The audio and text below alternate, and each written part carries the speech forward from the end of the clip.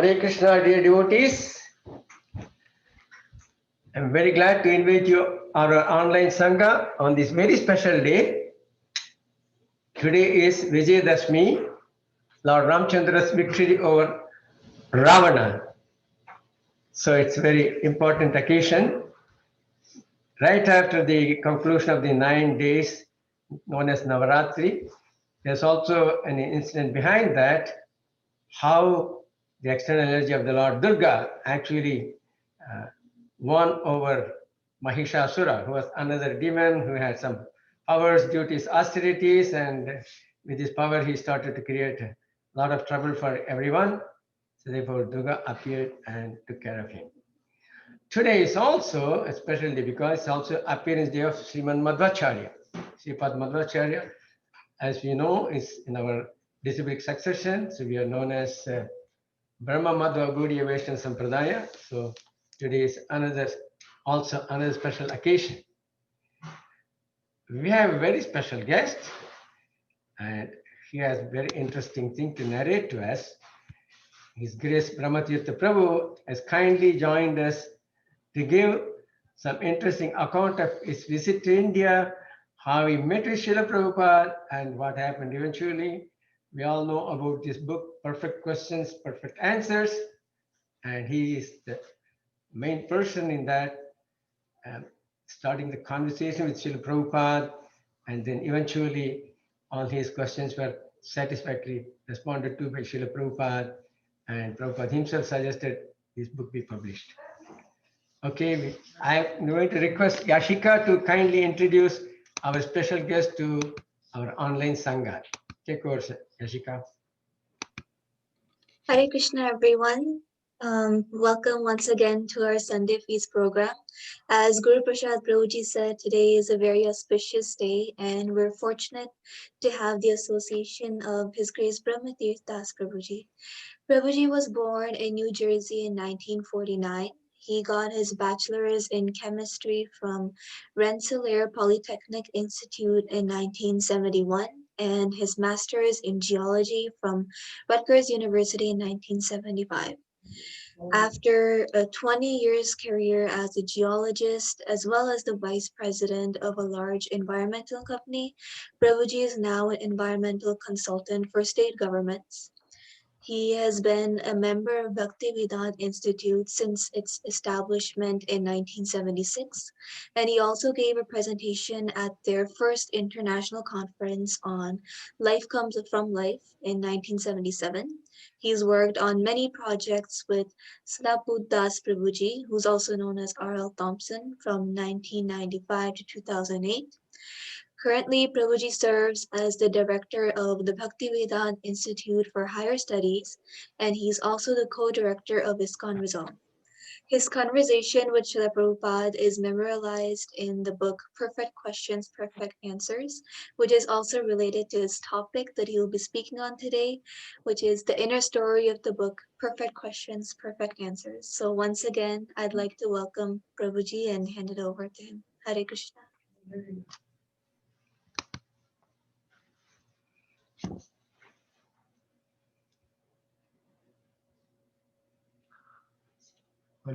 Hare Krishna, we can't hear you, Prabhu. It's muted.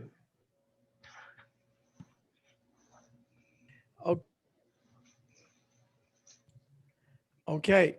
Can you hear me okay now? Yes. Okay.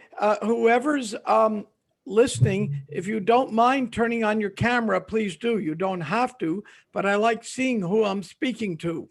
Of course, if you're still in bed at 6 o'clock at night, then that may be a little embarrassing and you may not want to turn on your camera. And I fully understand. Otherwise, I like seeing who I'm speaking to, if that's possible. I've learned when I'm giving classes by Zoom, it works out better if I can see the audience. I see my old and very dear friend, Lakshmi Moni there. Hi, Bo, Lakshmi Moni. I'm very happy to see you. I've actually never been to Canada, believe it or not. During the Vietnam War days, I considered going. We used to say it's very cold in Canada, but not drafty. But anyway, Krishna arranged I don't think anybody got Krishna arranged that I go to India during that time instead. So let me see. A few more, please turn on your camera. Not everyone has to, but I'd like to see a few more of your smiling faces or top of your heads or whatever we see. Do we have another camera going once, twice, 3 times? Okay. I'll assume those who don't turn on the camera are still in bed. That's fine. But you should be up a little earlier than 6 at night. Anyway, so it's a great honor to be speaking in Canada. And after the next election, if it goes a certain way, I expect many of us will be visiting Canada a lot more often. So we may all be there real soon. So start making room. So I'm glad to be here. Now, let me see. Do I have screen share capability? I do. And do I have a polling capability? Do I have that capability to do polls? I like some audience participation. Sometimes that can work. I guess I don't have capability for polls. So I can't do that. Prabhu, Zoom, we try to come up with creative ways to get participation that we can't do in person. Though I must admit,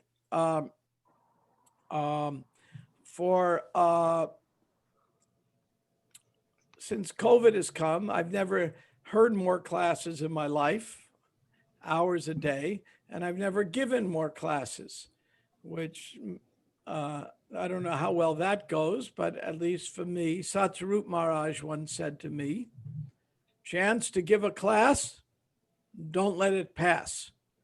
So here I am as Krishna has arranged. So to offer prayers before we begin. Om Jnana Pyasa Jnana Jnana Chakshashru Umilitam Yai Tasmai Shri Guruve Namaha. And I pray that Krishna gives me a little bit of brain for this audience. Now, Hare Krishna Prabhu. Sorry, now you have access to polls if you would like to. oh, okay. Let me, polls. Okay. Where do I click for the polls? Thought it was under more. There should be an icon down there. Yeah, it doesn't seem to be here yet. Live. Let's see. Oh, no, reactions. Not yet, but it's not critically important. Our first question I was going to ask in the poll is how many of you are from India? And then the second question, how many have been to India? And the third question is, how many got Delhi belly? But I wasn't really going to ask that question. So, but I wanted to have some interaction with the audience, but sometimes it doesn't always work. 1968, I was in Greenwich Village. Now, Greenwich Village then was a really, as we used to say in those days, a hip place. It was the happening place in New York. In the East Village was a more bohemian. The West Village was a little more upscale. And Prabhupada settled in the East Village. And I was in New York and I saw a Harinam party. And I'm pretty sure Jayadvaita Swami, Brahmachari then, was part of the party. And I watched them chanting. And I was amazed because there were 2 possibilities that I could imagine. One, these were bigger exhibitionists than the many exhibitionists who wandered around Greenwich Village in those days, showing off their tattoos and nose rings and all kinds of outfits. In order to fit in, you had to be different. As a side story, I once went to Macy's department store to buy some pants, And I noticed if I buy regular jeans, they were $40. And if I buy jeans that already have holes in them, brand new, they were $50. So people want to fit in so badly, they'll pay $10 more to put holes in their pants. So it wasn't very different in the village days then. Now, when I saw the chanting party, I said they're either exhibitionists or they're into something, because they didn't seem to care very much about the world. Especially when you have a blue sock, a red sock, a bed sheet, and a pigtail. I mean, it was different. Now, since I was 10 years old, I remember I just had this burning urge in me to go to India. Don't know where it came from other than obviously previous life. So when I saw these people, I understood it was from India. I was really amazed. I just stared and stared. And then somebody tried to sell me a magazine, but I was an easy hit for panhandlers. And I had vowed after the last panhandler got some money from me, I wouldn't give to anybody else again. So when they came up and said, would I buy a magazine for $25? I said, no. And I regretted it. But I did get a mantra card. And the mantra card said, chant and your life will be sublime. And I couldn't get the mantra out of my head. So the next thing is I started chanting Hare Krishna. And that was a long time ago. I haven't stopped. So it worked. So I saw the devotees there, but then I decided I wanted to find out more about them. So I went into New York City looking for their place and I'd finally, you couldn't Google then. And I finally discovered their address was 26 2nd Avenue. So I said, I'm going to go find out what this is about. And I went there. And they had just moved down to, I think, 61 2nd Avenue. And at that time in ISKCON, nobody had invented something. It's an invention, just hasn't happened. Like there was a time when we didn't have cell phones and we didn't have computers. So in 1968 or 9, ISKCON did not have the sign that says we moved to a new location. Such a sign had not been invented yet. So there was no sign on the window. So it took me 6 months more to find out they'd moved down 2nd Avenue. I don't even remember how I found out. And I went there, but the sign again had not yet been invented. They had moved to 439 Henry Street. So now I went through, finally, I made it to 439 Henry Street. Found out they were there, walked in, said, now I'm going to find, I like this mantra, I'm going to find out what it's about. And all the smells and everything else was fascinating. So I said, I'd like to buy one of your books. Well, you don't have to twist a devotee's arm when you tell them you walk in and say, I want to buy a book. But the only book they had then was, can anybody guess what book they would have? You can put it in the chat. Around 1969, let's say. Easy Journey to Other Planets.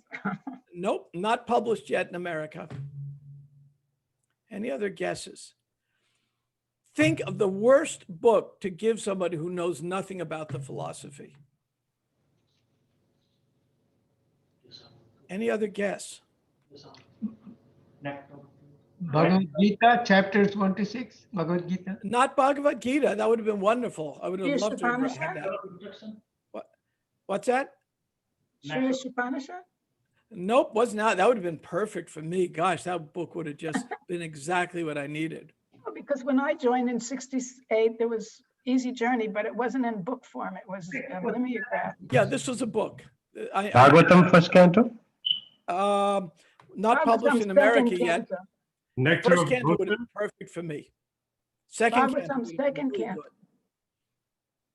That was so much philosophy and information, but this book was esoteric. It was intended more for internally for devotees. And when I got the book, I couldn't tell if I was reading it backwards or forwards. I love the book. It's a fantastic book.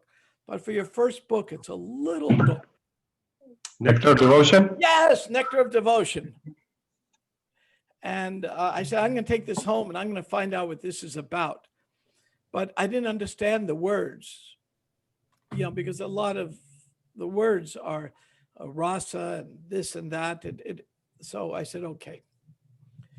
So all it did is got me more interested. I said, okay, this book doesn't get me there. I need to learn more.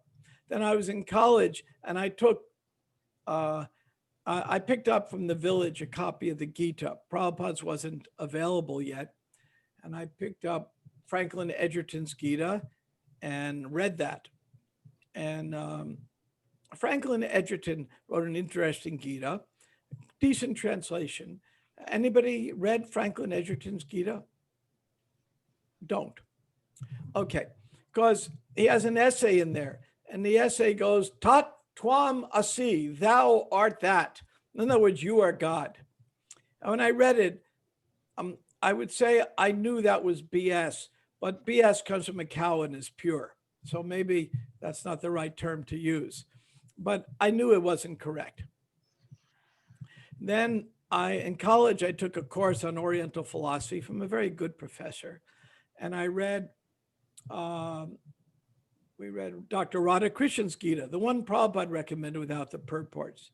Again, it was more, I didn't have much Mayavadi tendency, and I was unimpressed. So I said, okay.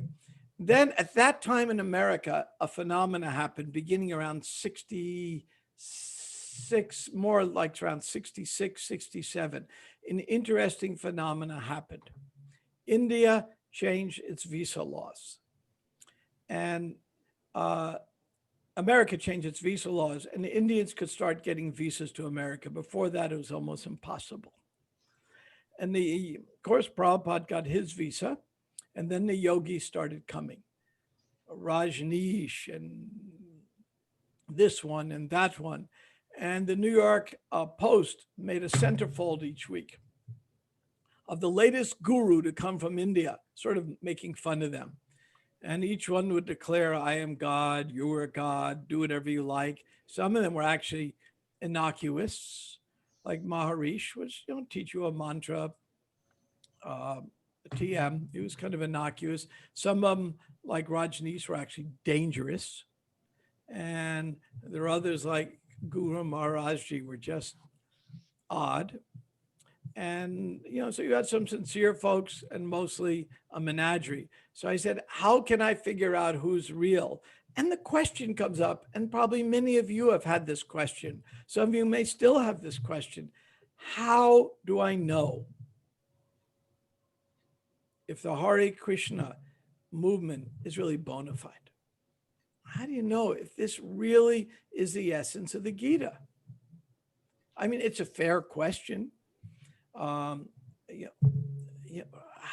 do we know what's made up and what's not? And with all the yogis coming, it gets confusing. So I came to a conclusion, the only conclusion I could come to. Can anybody guess what my conclusion was? You went to India. I have to go to India. Can't find out unless I go to India. So I applied for the Peace Corps, and it was very hard to get in the Peace Corps then. A lot of applicants. If you got in the Peace Corps and you wanted India, you sure got it, because it was considered the worst assignment, almost the worst in the world, because it was very, very austere. In fact, so I got in and I got accepted. And as soon as I finished college, I was off to India. And my training all was in India. And when the folks who were training me, I was replacing them. I was a high school teacher in Bihar, India. And anybody, hope I'm not insulting any, but anybody who knows about Bihar, it's like the Bronx of India. And when my predecessors described the living situation, I said, if I ever have to live like that, I'm going home. And when I got there, it was nothing like they had described. It was worse. It was much, much worse. Krishna gave me a special blessing. I had, you might say, the worst state. And then in that state, I had the worst assignment. And I was mostly among Adivasi people working in a high school. But by Krishna's grace, it was the closest assignment to Calcutta. So I used to go to Calcutta just to take a break. I only got a few hundred rupees a month, but a train was like 5 rupees or something. So I'd go to Calcutta, and I saw a sign, Hare Krishna Festival. Now, I had gone to Kurukshetra on a training assignment. I had been to many temples and mosques and churches, and I asked everybody the same question: why are you here? And all I got was karma kanda, be it Christians, Muslims, Hindus, it didn't make a difference. I'm here to get something from God. They treated God as if God was Amazon.com. You put in your credit card, or you cut off your hair, or give your donation, and then you expect the package to arrive the next day at your doorstep, be it a dowry, money, whatever it is. They treated God as if he was Amazon. Now, admittedly, Jeff Bezos is very, very rich, but he's not God. And in India, I was very disappointed. So what could I do? So I was in Calcutta, and I saw a sign, and I would ask people. I was at Kurukshetra. I went to just on a training assignment, and I went to the University of Kurukshetra, the student center, and students mobbed me. You didn't see Western people there other than hippies. And the Peace Corps cut off all my hair, so I didn't qualify as a hippie. So there I am at the student center, surrounded by students. They're buying me a milkshake. They're so glad to see me. I say, I have one question for you. Do you ever chant Hare Krishna? I want to know. And they said, Krishna, this is Kurukshetra. The chariot's there, the temple chariot. This is the place. I didn't even know I was going to Kurukshetra. The bus station has a different name. It's Tanasur. I didn't even know it was Kurukshetra till I got there. And for those who have read The Journey Home by Radha Swami, it was about a week after Radha Swami had passed through there. We were both wandering around India at the same time. And I said, do you chant Hare Krishna? I want to know. And they said, Krishna, we want to talk about Nixon and politics, and because they're about to have a war with Pakistan. So I gave up. Okay. Then I was in Calcutta, and I saw a sign, Hare Krishna Festival. I said, this is it. This is it.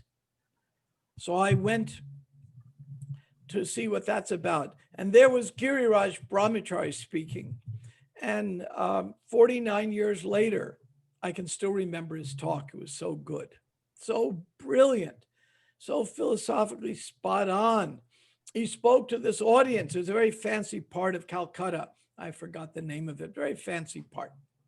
And all the people, lunchtime, they're out of their offices in suits and ties, and devotees are there in dhotis and all. And Giriraj Swami says, my father is a high court judge. I'm from a very rich family. I gave it all up to put on the simple cloth and chant Hare Krishna. And you're going after what I threw out. You're trying to be what I gave up. And I said, finally, after months and months in India, somebody said one thing that made sense to me philosophically. I was very happy. And then I started, whenever I could get away from teaching, taking the overnight train to Calcutta, staying at the Salvation Army hostel, and visiting the temple. And then I had the good fortune of November 71, Prabhupada was there. So I was brought in to see Prabhupada. So do you have any questions? I said, oh, yes. I had just come from Bodh Gaya, where the Buddha had received enlightenment. I sat under allegedly the sapling of the original tree, and I sat under it. And of course, nothing happened. But anyway, I sat under it. So I gave it a try. You have to give it a try. And then I was really hungry. So I went to the Tibetan Buddhist camp thinking they'll have some vegetarian food. I had nothing vegetarian. Another day in India, the only thing I could eat was Britannica crackers, but so be it. So I went to see Prabhupada. He says, so what question do you have? I said, well, why are you following the Hindu path? Why not the Buddhist path? Kind of a dumb question. So Prabhupada answered a very interesting way. Can anyone guess how Prabhupada would have answered that? Turns out it's very typical how he would answer such questions. Any guess how Prabhupada would have answered that question? What do you like? What do you want to do? What's your interest? Close, getting close. That's close. What he asked me was, what did the Buddha say? Prabhupada wasn't going to represent. He wanted to discuss not ism, Buddhism, Hinduism, Judaism.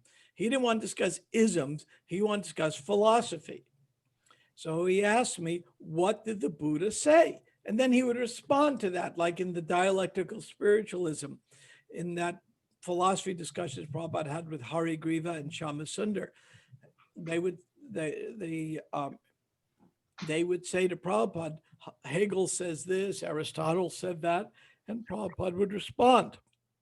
So Prabhupada said, what did the Buddha say? So I said, well, fourfold noble and eight path, or eightfold noble and four path. And I got all mixed up. I said, I don't know. He said, well, why are you asking the question if you don't know what he said? So at that point, I knew when to zip it shut and just listen. So that's what I did. Then I was in Calcutta again in February, and I ran into some devotees, and they said, we're doing food relief for Bangladesh refugees. There had just been this huge war with India and Pakistan. East Pakistan became Bangladesh. Americans were unpopular at that time because the Soviet Union sided with India and America sided with Pakistan in Cold War politics. I technically worked on a dual assignment to the American government and the Bihari government. I mean, still a few hundred rupees a month, but technically I worked for the American government, so I wasn't very popular. I was arrested for being a spy. I wasn't, all kinds of things. So when the devotee said, would you like to get away to food relief? I want to get out of the cities, away from people, and just go to the countryside. Sounded wonderful. So I took a train and a boat. And when I got off, a wonderful devotee, Tejas, met me there. And he had been in the Peace Corps, it turns out. And so we hit it off right away. We still remain friends. And he said, would you like to meet Prabhupada again? Well, let me give you the scene at Mayapur. At Mayapur at that time, there were 2 buildings until the day I arrived. Then it was reduced to 1 building. There was Prabhupada's Bhajan Kutir, which is still there, and Prabhupada's outhouse, which is a straw outhouse. Tamal Krishna Maharaj had just bought the land a month before, and Achutananda built this hut, the Bhajan Kutir, for Prabhupada. It's a little larger now and more permanent than it used to be, but basically it's the same thing. And then it was Prabhupada's outhouse made of straw. And one devotee had the brilliant idea to put a stick of incense in the outhouse, and then poof, there was 1 building in Mayapur. That only took about a second. And so anyway, so we had 1 building, a men's tent, a women's tent, and a pandal tent. And there was absolutely nothing you could buy in Mayapur other than somebody would walk by with coconuts. And the water was a new tube well that was, kind of like drinking chalk water. So coconuts was it. And that was it. There was nothing, no shops, no biscuits, nothing. And serving out thousands and thousands of refugees a day. So it was fun. It was nice. It was austere, but it was very, very pleasant. And then Tejas took me and said, now you have to meet Prabhupada. So I walked in, and this time I knew better than to ask dumb questions like that. And I had this a little bit about me. I had a disability as a kid that prevented me from doing any sports or mixing a whole lot. So I wanted to get away from people. So I spent a lot of my youth in the woods thinking and reading. And I didn't know why that happened, but it was Krishna's special blessing for me to have that kind of a lone childhood, because by the time I got to India, I'd done a lot of thinking. I mean, it's only 22, but I'd done a lot of thinking, and I was very impressed by Prabhupada. So the very first conversation we had was not recorded, unfortunately. The book begins Perfect Questions. It doesn't begin at the beginning. First one's recorded because Prabhupada began a normal conversation. Who are you? What do you do? Where do you live? It was a much more normal exchange. And then we started talking about that I'm a science teacher. And then we got interrupted, it ended. And I thought that was it. And then Prabhupada called me back into his Bhajan Kutir, and then we began the conversation. And Shyama hit the record button. He said, "This is good stuff." So he started recording it. I didn't know it was being recorded. When I sat there, I didn't offer obeisances. I wasn't a devotee. I just bowed my head, did pranam, and I sat at Prabhupada's feet, and I just looked at his feet the whole time. And in the Gita, it says, approach a spiritual master. And what's the next part? Ask relevant questions with a humble service attitude. Say it louder. Ask relevant questions and have a humble service attitude. Yeah, approach a spiritual master, inquire submissively, render service, and he'll give you the truth. Well, I was feeding refugees. I thought in my mind, in my search for a guru, and I had met some that I could tell you the stories, but I'll tell you one side story. I was visiting one ashram in Patna where I was living at the time. And it was an interesting ashram because they had a lot of Western people there. And the guru particularly liked young Western blonde ladies, it turns out. Okay, you can start seeing pictures developing. So I was talking to them. I mean, they're Western people dressed in kind of like we might dress. And so I asked them, I said, "Oh, tell me about your guru." "Oh, he's God." I said, "Oh," I was very naive at that time. I said, "That's interesting. I always wanted to meet God, you know." Anyway, where is he? "Well, he's in prison." Because he was very, very political. I guess I could say the group, maybe I'll leave it out, but very, very politically, did a lot of nasty politics. I said, "Oh, well, which prison? Maybe I can see God in the prison." "Well, he's actually in the prison hospital." I said, "Oh, what's wrong with him?" "Well, his hemorrhoids are really bad." This was God with bad hemorrhoids. Okay, put a big X on my list of gurus to knock off the list. And we had a few more like that. So by the time I met Prabhupada, I got the hemorrhoid off the list. I got a few others off the list. I got another one that made magic powder appear, but I met his assistant, who was my age, American guy, and he was leaving India. And I said, "Why are you leaving? You met such a great guru. He knows Gita. He does mystical things." I thought that was really cool. He said, "Well, he got tired of him reaching in his pants." So I scratched that one off the list. So we scratched a few off the list, and it kept going back. Prabhupada was bona fide. I started understanding that. That was my original question. So then when I approached Prabhupada, I approached him with, I'm going to inquire submissively. I don't know if he knows. I can't say for sure he's the real guru, as bona fide as they make him, but I can say for sure that I want to hear from him. And I'm not going to challenge him. I won't challenge him. I just want to learn what I can. And then I like ruminating on things. I'll go think about it. So accidentally, believe me, I'm not any kind of saint, but accidentally, I hit the right formula, render service and all. And Prabhupada was pleased with the questions, and he kept calling me back 2, 3, 4 times a day to go talk to him. Now, there was a secret reason he was doing that. Would you like to know the secret reason? At least that's my opinion. There were 70 devotees in Mayapur and one guest. One guest and one ticket machine. You know, like you go to a shop and you have to wait in line. They have tickets for your number. So there was one ticket machine. At least it seemed that way, where devotees can take a number to see who gets me next. At least it felt that way, if there wasn't a literal ticket machine.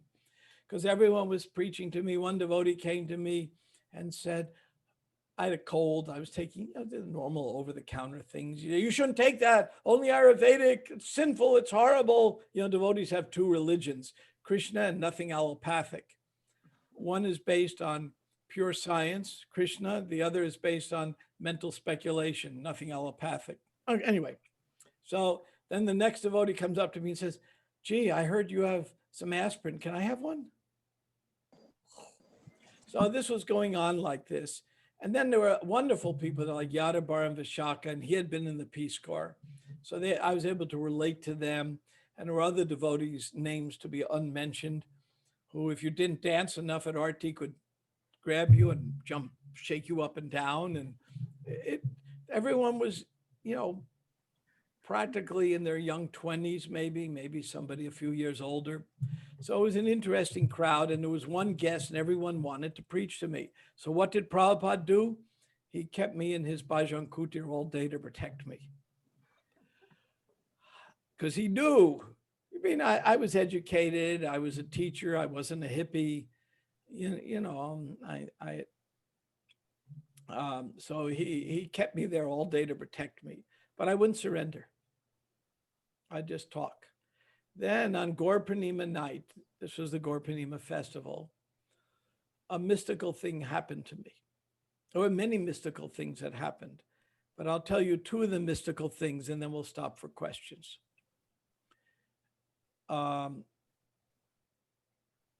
One mystical thing is Yamuna, wonderful, wonderful Yamuna, came up to me. It was full moon. There were no lights there except a little generator on the pandal. So very bright, starry skies, full moon, and there were tears in her eyes.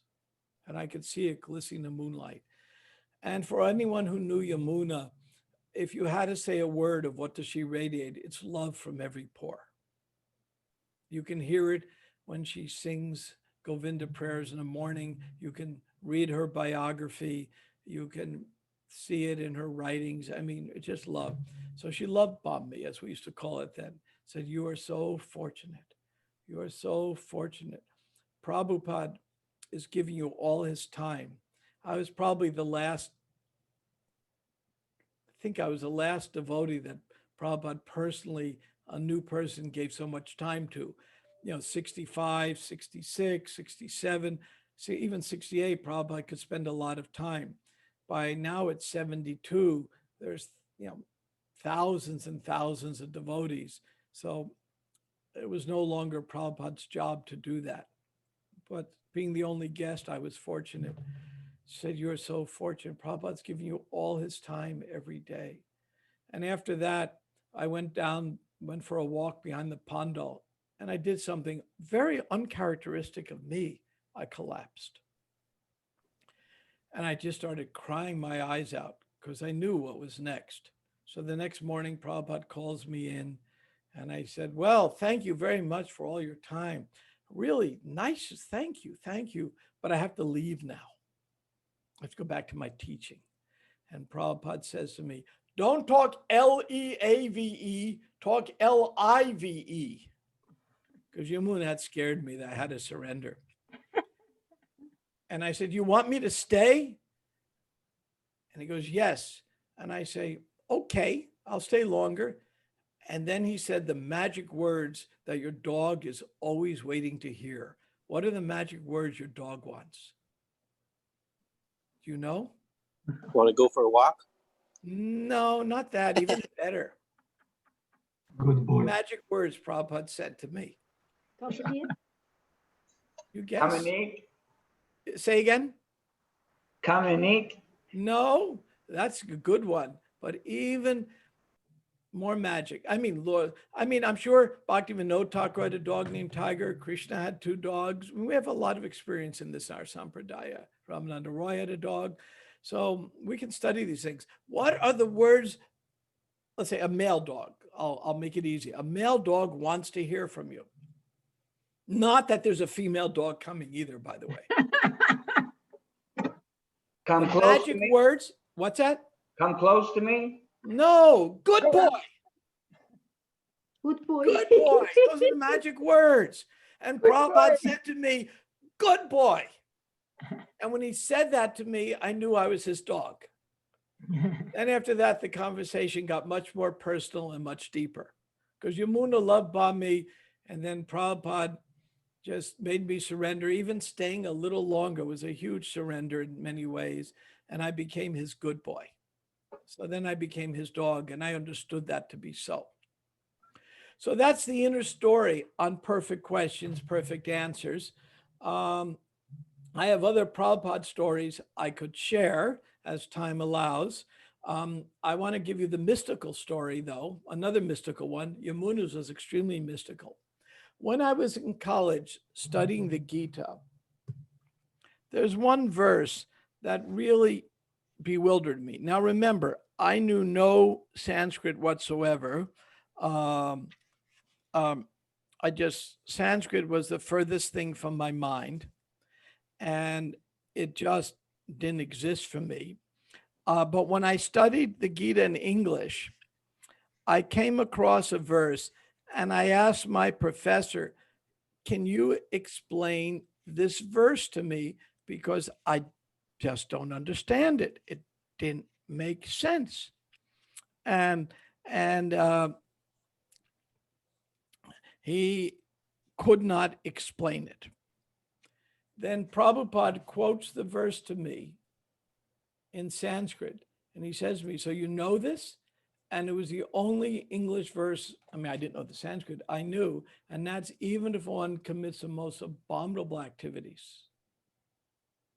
If he's on the devotional path, he's considered saintly because he's rightly situated. And he quoted to me, I'm looking for it, but anyway, it doesn't pop up this second. Oh, here it is. Apichetsu dacharo bhajate mam anya bhak. And then he goes, have you read it? And yeah, that was the only verse I knew. That's mystical. First one he quotes to me, he knew I didn't know Sanskrit, says it and knew I knew what it was. And it was the last verse he quoted to me before I left. Now, that segues into the next part of what I wanted to say, because I have 2 services in ISKCON. So I'm going to put it on the table for you because maybe there are questions that arise. One, I work with Braja Bihari and ISKCON Resolve, conflict resolution, because I really believe in that verse. No matter what a devotee does, if one's a devotee, they should be considered rightly situated. And as Yamuna said to me, if there's a spark, you always want to fan it. So I just wish devotees, sometimes we could be kinder and gentler to each other. So I've taken up 20 years ago, ISKCON Resolve, because I had a dilemma. It was always, I was born Jewish, we're the chosen people. Yeah. And then I go to India and then we have the Brahmins, and then we have us and the Karmis. And I wanted Samadarshana so badly. And ISKCON Resolve helped me get over my hangups and my false ego. It's helping me, not that I'm over it, for Samadarshana. The second service I have is, I'll show you a picture. This is the last time I saw Prabhupada. I'll share a screen and show you. Here it is. So, can you guess which one's me? 1977, a month before Prabhupada left us in Vrindavan. You're in the back in the middle. That's me. Some get me mixed up with Madhava and Jnana. There's wonderful Srup Damodar and of course Sadaputa. So the last thing I did for Prabhupada was speak at the conference, Life Comes from Life. And there were many great adventures. Then we, as friends of Sadhaputta, we kind of revived some of the BI because the BI, for whatever reason, partitioned, especially after Sri Damodar Maharaj left. And so a lot of Sadhaputta's friends got together. We got all of his books back in print. They're all on Amazon. And then we started reviving the BI. And we did a conference last year. We had 450 people come, including 50 PhDs from all over the world. And then just last week, we got a new headquarters for the BI. I'll show you a picture of it. It's quite amazing. It's a mile from the University of Florida campus. Used to be the president's mansion. It's all paid for. Krishna just made an amazing arrangement. And we'll show you one more picture. The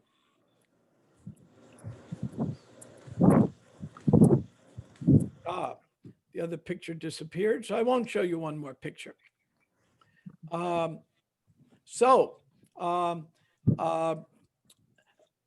going to stop here and see if there are any questions, comments, criticisms, or anything that you'd like to share that may be relevant for the class.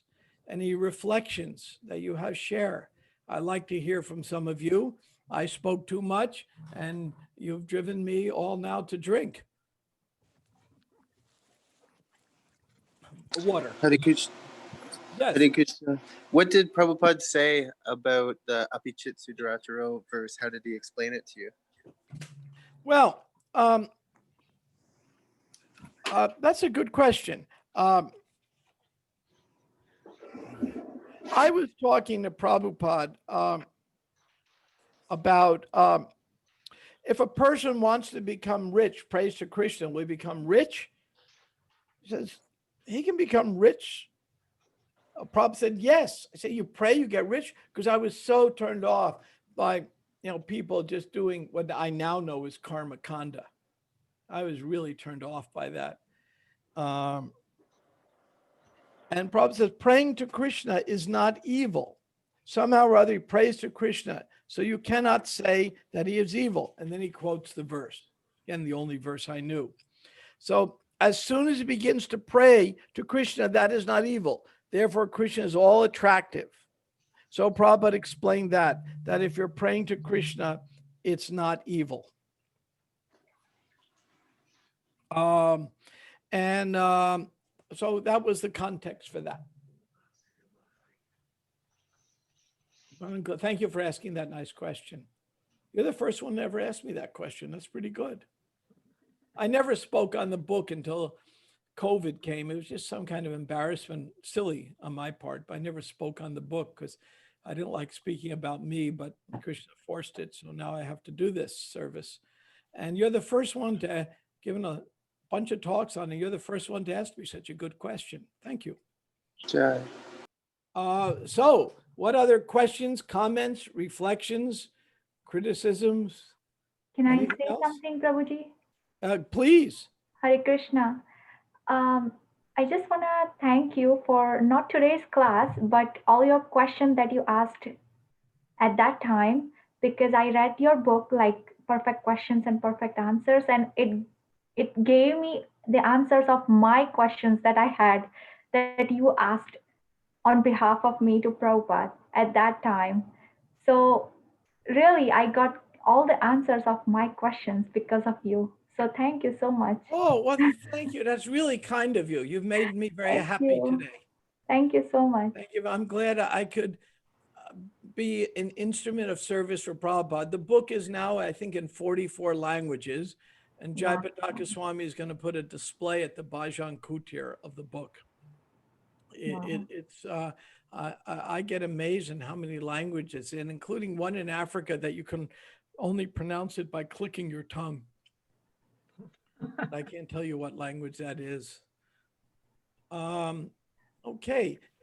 Any other questions about perfect questions or ISKCON conflict resolution, ISKCON, or the Bhaktivedanta Institute, our mission, and any of these topics, or any other topic, or I just gave a podcast, Chaitanya Charan, with my good friend Piyari Mohan on using humor in outreach. So, and when Chaitanya Charan introduced Piyari, they introduced me, and he goes, and Brahma Tirtha is intellectual. So I go like this. And on Dandavats, that was the cover picture for the lead-in. I didn't intend for that, but I thought it was pretty funny. So we can talk about strategies for outreach, anything you like that I can share with you. We have some other, yes, Rinda. Yeah. I didn't want to interrupt what you were saying, but I did have a question. Please. I felt the same way as the lady earlier, that you had asked my questions. And so that had been very, very helpful to me years and years ago. Recently, so I actually tend to hand out your book or the book, Perfect Questions, Perfect Answers, to new Western people, because I tend to think that they'll be their questions too. And so one day in the summer, I did that again to a new Western person. And then I sat down to enjoy the book myself again, because I remembered it so fondly. And I was also thinking, what is she going to think about it as she's reading it? And within a couple paragraphs, I came across an unusual thing that never, ever bothered me before, but now it bothered me, was, so everybody's laughing because Krishna has pushed Radharani down and is kissing her against her will. Can you comment on how we should handle that now? What a nice question. And I appreciate your lead into it. But what a nice question. I'd have to look at the book and find that specifically, but let's not bother that.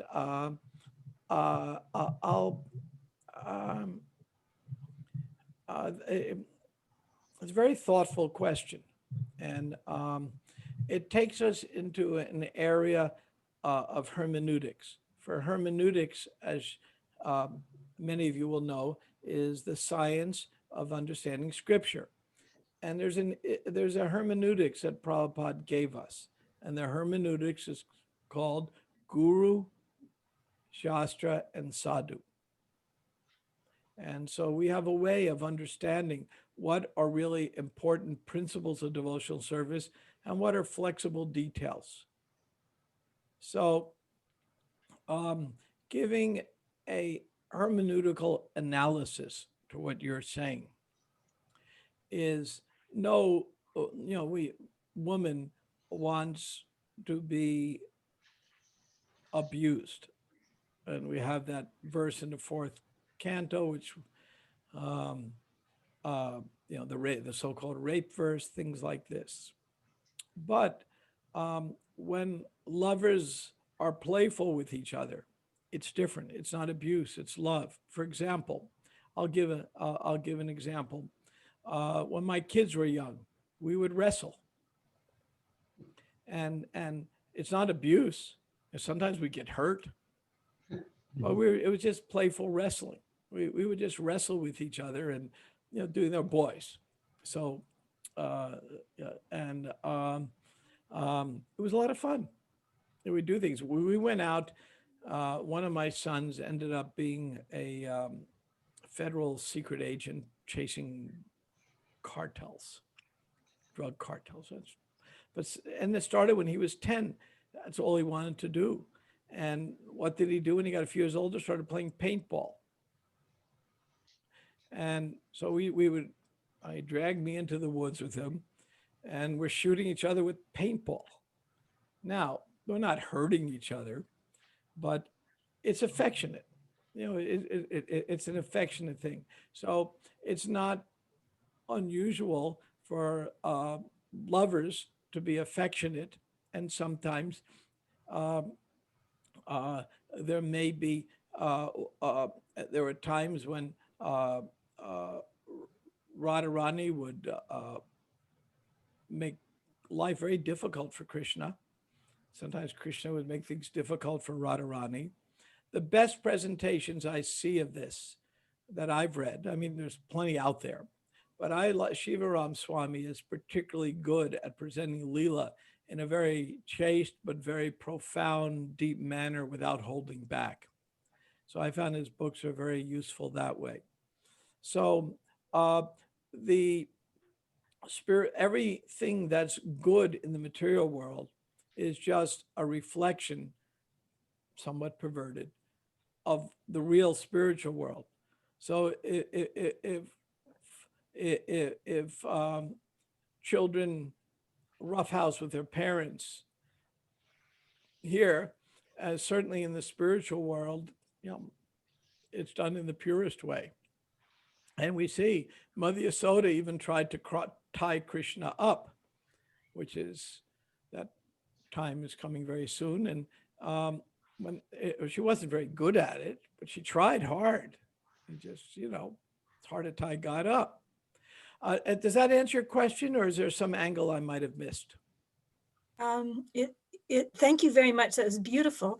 It doesn't at all answer my question, because I am totally fine with everything that you said.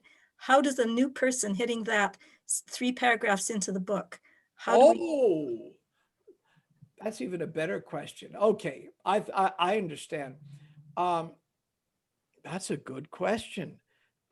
So when new people see these things, nobody has ever raised that issue before. Has anybody raised it with you, a new person? You're muted now. Nobody has actually raised it, and neither have all the people to whom I've given Bhagavad Gitas come back to me about the less intelligent thing, which makes me understand that they didn't read very far. Maybe didn't read at all. And I don't want to bring it up if it isn't bothering them. I always say to them, get back to me if there's anything that, doesn't seem to sit right. Let's talk about it. But so far, I think the reason they haven't gotten back to me is either they didn't read it, or they were so turned off that I've never seen or heard of them again. I would just like to say something. Lakshmimoni, please, I need your help. At the time that those books were written, when Prabhupada spoke that way, it was very common. There was me, Tarzan, you, Jane, this whole conception of a guy in the trees hitting a girl over the head with a club and dragging her off by the hair to make her his wife, and she was in bliss about it. And I think the number one answer that I give to people in that regard is really you need to read more, because you have to understand it in context. You have to understand who Radharani is and what her relationship with Krishna is. So against her will doesn't mean that she was forced. It just means they were kind of playing, and she, was playing hard to get, so to speak, and he, responded. But that's obvious when you read, even minimally, if you read Prabhupada's books, and you start to read who Radharani is, you'll quite easily understand that the association between them was more than affectionate. It was supra affectionate. So, someone just has to go beyond and has to be willing to ask questions. And the answers are definitely there, especially in terms of Radharani. In Srimati Radharani, Prabhupada says the people of Vrindavan worship her more than they worship Krishna. Yeah. So you can't really read just the first 3 paragraphs and expect that you understand everything. It's not possible. Vrinda, Lakshmi, thank you very much. That helps a lot. And when I asked Vaisheshika a similar question about something in the 9th canto, that's exactly what he said to me. Nevertheless, it comes into an issue. Prabhupada expected his disciples, he said so, to write more books. And our language becomes dated and it doesn't quite work as well. And so what do we do with that? I'm not getting at the issue of changing or not changing books. The issue is really different. The issue is we need commentaries, our own commentaries to produce. when the next edition of Perfect Questions comes out, I probably have to write another new introduction. And when I do, I'll take what you said seriously and see if there's issues I should touch upon. But I appreciate you bringing that up. I hadn't thought of that. I think it's interesting that Prabhupada, Thank you very much. I think it's interesting that Prabhupada spoke to you at such an early stage of the game in your spiritual life and about such an intimate relationship between Krishna and Radharani. That because even in his presentation of Krishna consciousness in Krishna book, he didn't really talk about Radha and Krishna in such a deep way, you know. And then when people got into Gopi Bhava, Prabhupada hit the roof, you know, he was furious. So it's interesting that Prabhupada revealed that to you at such an early stage of the game. It is. And I think Prabhupada knew I was listening. So he was, I can't say what he was thinking, but I can say nothing he said turned me off, let's put it that way. And it all made me go much deeper. I just never thought it would be a book. Then at the end, after it was done, Shama Sundar turned to Prabhupada and said, those are perfect questions. And Prabhupada said, make that the book, Perfect Questions, Perfect Answers. And Prabhupada wrote me a letter saying that would happen. And I was kind of shocked. And then when I went back to America, my wife had no idea. We were engaged. I was in India and now married 48 years, but she had no idea that I had met Prabhupada. Before I met Prabhupada, this is in the book, but I wasn't exactly in clear consciousness. Due to marijuana. Anyway, and after I met Prabhupada, I completely sobered up. I really didn't want it anymore. I knew it. It just didn't want it. Prabhupada told me the secret of just start. I wasn't into heavy drugs, but that got me. So when I wrote my wife that I met a guru and I sat at his feet, she thought I was triple zonked. And so I came home and we went to New York and we're at Port Authority bus terminal. There's Diva Shaki and others in saris, dhotis distributing. So I walk up to them and I say, oh, I just got back from India. It was some months after Perfect Questions. And I walked up to them and I said, oh, hi, Hare Krishna. And they go, oh, I said, yeah, I met your guru in India. And all of a sudden, were you the Peace Corps worker? And I go, yeah. And they're slapping me on the back and like greeting me. And my wife standing, fiance then some distance away. And she says, he knows these people and they know him? Because the word had spread so quickly. And even without Google. Because some of the things Prabhupada had said, I didn't know it were the first time he had said them. And so it was kind of a shocking experience. But then my wife met Prabhupada and was so charmed by him. And when she met him, because I lived in India, so Prabhupada's accent was nothing to me. I mean, I could understand it all. When she met him, she had never heard an Indian accent. So she's asking Prabhupada a question. And she has that look on her face as Prabhupada speaking, like, I don't understand you. So Prabhupada turns to me, it's very funny, and goes, translate. Even though he was speaking English. Very, very funny. A lot of what Prabhupada said to me, and I listened to others, and I've seen it, is very, very funny. But because of the generational difference and the awe relationship and the cultural differences, it went right over our heads.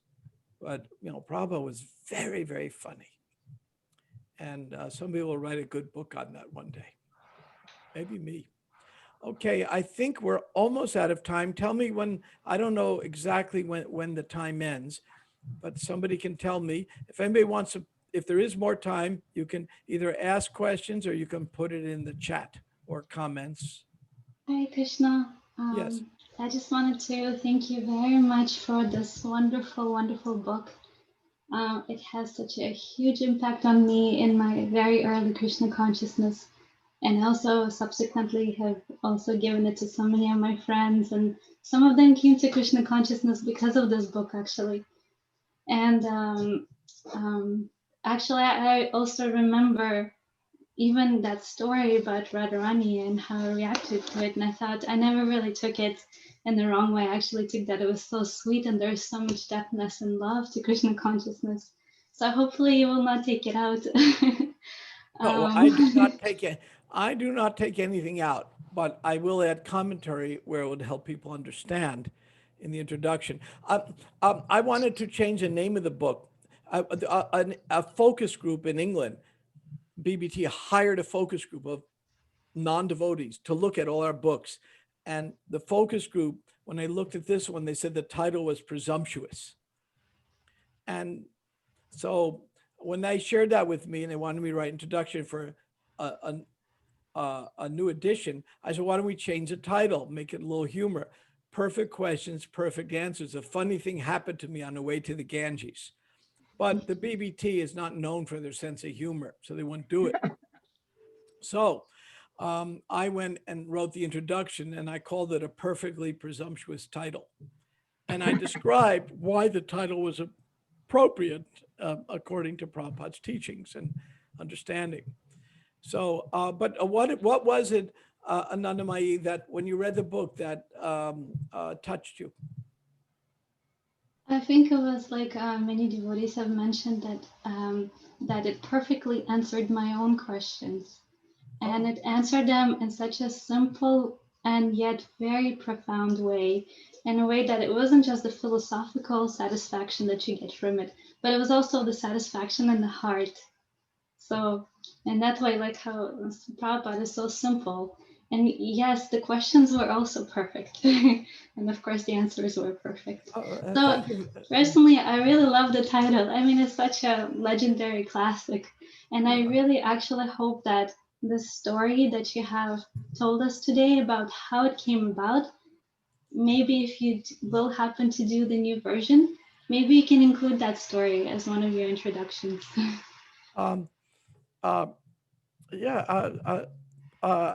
Thank you.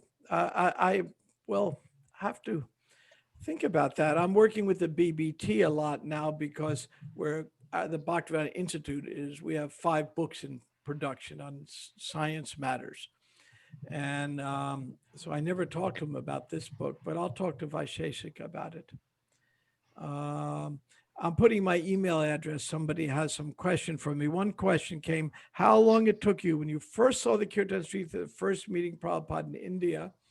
That was about almost 4 years. Which at that time, when you're 20 years old, 4 years is 1/4 of my life. It's a long time. Now 4 years is, Lakshmi Moni and I don't talk about that anymore. Okay, I think it's my time. If not, let me know. Whoever is a timekeeper, let me know when I'm supposed to end. As that great Vaishnav said, brevity is a soul of wit. That was Shakespeare. Okay, thank you very much. You've been wonderful. I love all the comments and questions. Somebody had something else I needed to know. I did put my email there. And it's nice to see you all in Montreal. And welcome to Florida. Ottawa. Or Ottawa, wherever, I don't know, wherever you are. It's all Canada. Americans don't know geography. Americans don't know geography. We think Luxembourg's next to Sydney. Don't worry. Okay. Hare Krishna. Hare Krishna. Hare Krishna. Thank you, Brahma Tirtha Prabhu.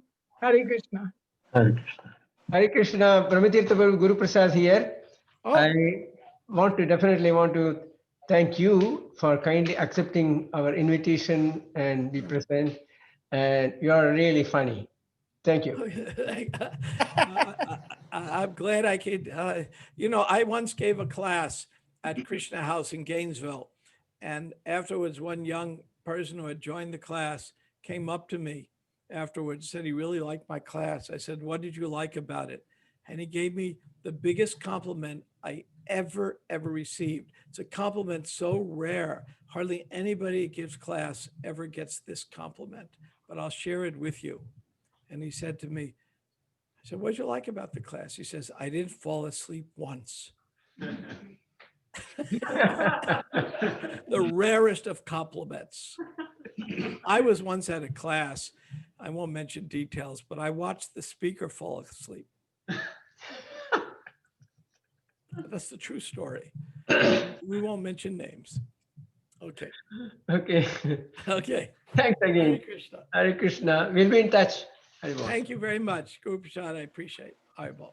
Thank you. Okay, dear devotees, as usual, we'll have a short bhajan and a kirtan before we conclude this evening's program. Stay on. Haribol.